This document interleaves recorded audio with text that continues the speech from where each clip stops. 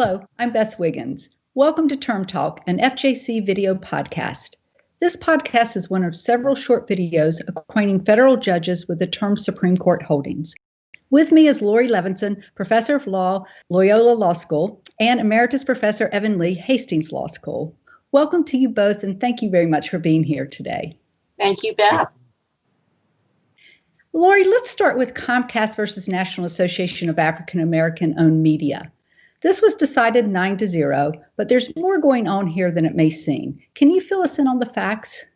Absolutely. In this case, Entertainment Studios Network, which is primarily an African American owned network, went to Comcast to get them to carry their programming. And Comcast would not engage in that contract with them. ESN claimed that was a racial animus in their motivation for not being involved in the contract, and therefore brought an action under 1981. Now, 1981 prohibits racial discrimination, racial animus in making contracts, and that was the case that they brought. However, the lower court, the district court, dismissed the case because they said it was not enough to allege that there was some type of racial motivation. In fact, what ESN had to show is that they didn't get the contract but for that racial animus. They needed to show that causation. And therefore, the issue was, under a 1981 suit regarding racial animus in contracts, does it work more like a Title VII action, where it might be enough to make the allegation of racial motivation, or do you actually have to show the but-for causation as well as you would under a common law tort or contract action? So can you help us understand the two standards just a little bit more? Both are trying to ensure racial animus is not resulting in negative outcomes, but what's the real implication? Right. Well, both Title VII and 1981 action are part of the civil rights codes that we have, but there's a big difference. Under Title VII, if you allege that racial animus is a factor, then there's burden shifting, and you might be able to go forward on that action. But under 1981, the court said that's not the same type of statute. And therefore, it's not enough just to allege that there was some racial bias that is a motivating factor. You actually have to show the causation. It's the but-for reason you didn't get the contract. So, Laurie, what was their reasoning here? Well, their reasoning is in Section 1981, there is no reference to how Title VII is done, and that in general, they're going to go with what Congress has in the statute. And since Congress didn't have a different standard, contract actions in general would require that but-for causation, and that's the standard they selected. Evan, there's a one-person concurrence from Justice Ginsburg. She argued that focusing solely on the discriminatory result rather than considering the lack of fairness in the process that led to the result defeats the purpose of the statute. Is this argument likely to gain traction? Well, I can't say, but I can say that it's very likely that this is going to be raised, probably repeatedly by litigants in lower courts.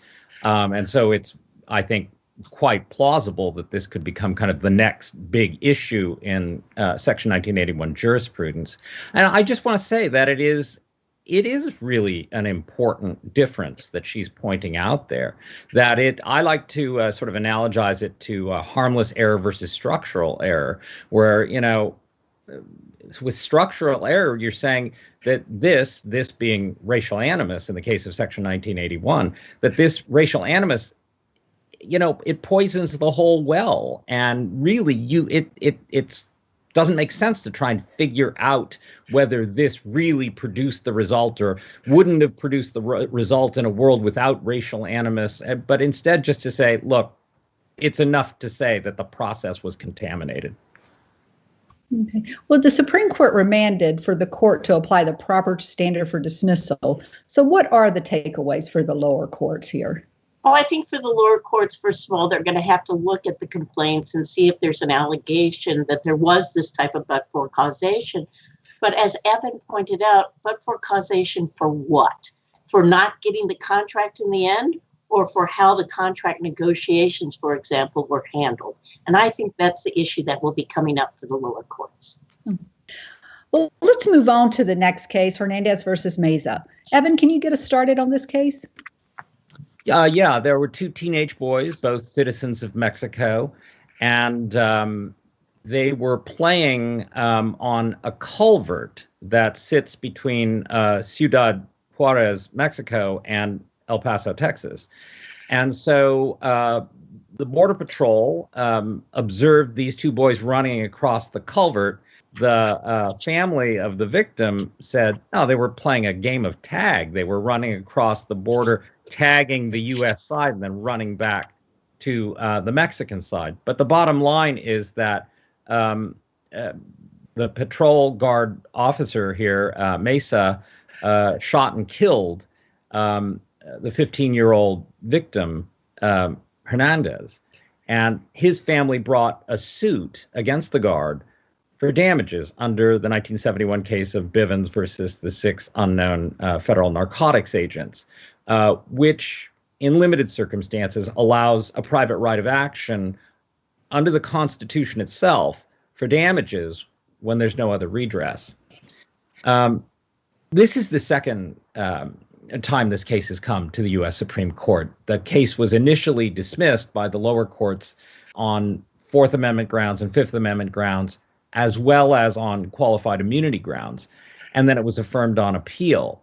That time around, the Supreme Court remanded for determination of whether Bivens should apply in light of the Supreme Court's 2017 decision in Ziegler versus Abbasi.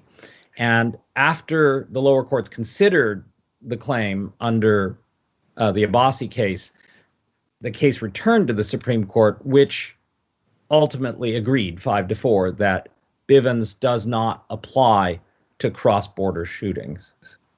So, Laurie, in deciding this, what did the Supreme Court consider?